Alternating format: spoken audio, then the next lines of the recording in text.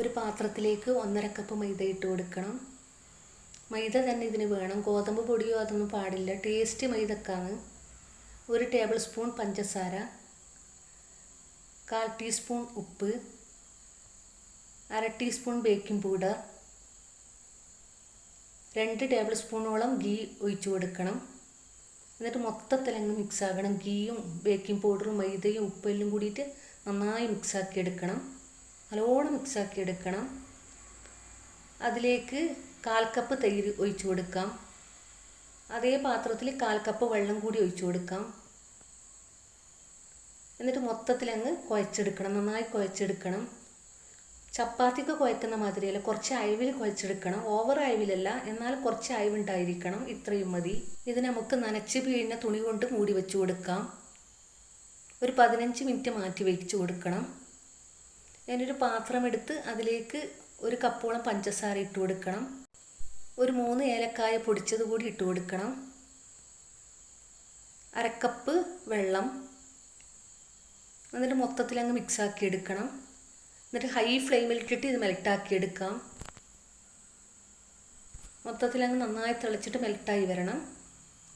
നല്ല ടേസ്റ്റാണ് ഈ നെയ്വട കഴിക്കാൻ വേണ്ടിയിട്ട്. എല്ലാവർക്കും ഒരുപോലെ ഇഷ്ടപ്പെടും. നിങ്ങളിത് ട്രൈ ചെയ്തിട്ടില്ലെങ്കിൽ ഒന്ന് ട്രൈ ചെയ്ത് നോക്കാൻ മറക്കല്ലേ.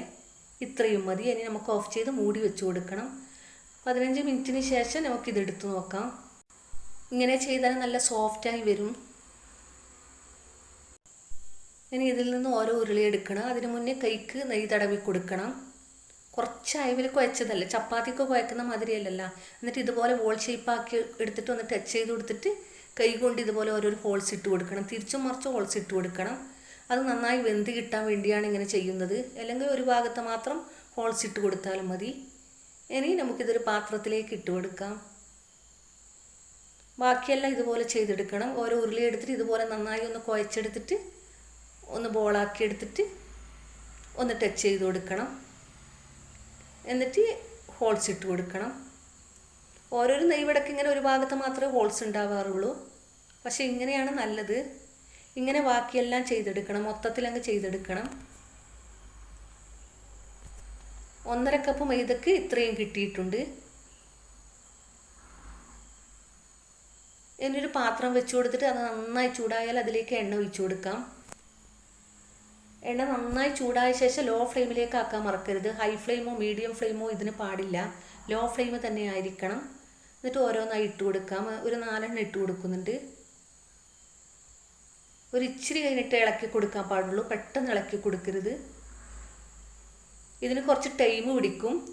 കാരണം ഇത് ലോ ഫ്ലെയിമിലല്ല നമ്മൾ ആക്കിയെടുക്കുന്നത്. അങ്ങനെ തന്നെയാണ് ഇത് ഉണ്ടാക്കിയെടുക്കേണ്ടത്. എന്നാലേ ടേസ്റ്റും എല്ലാം ഉണ്ടാവും. തിരിച്ചും മറിച്ചും ഇട്ടുകൊണ്ടേ ഇരിക്കണം. എന്നിട്ട് ബ്രൗൺ നിറമായ നമുക്ക് എടുത്തു മാറ്റാം. അടിപൊളി ടേസ്റ്റാണ്. ഇതിന് ബാദുഷാ എന്നും പറയും. ചായക്കടയിലൊക്കെ ഉണ്ടാക്കുന്ന നെയ്വടയില്ല, അതാണിത്. ബാദുഷാ എന്നും പറയും. മൊത്തത്തിൽ അങ്ങനെ തിരിച്ചും മറിച്ചും ഇട്ടിട്ട് ബ്രൗൺ നിറമായ നമുക്ക് എടുത്തു മാറ്റാം.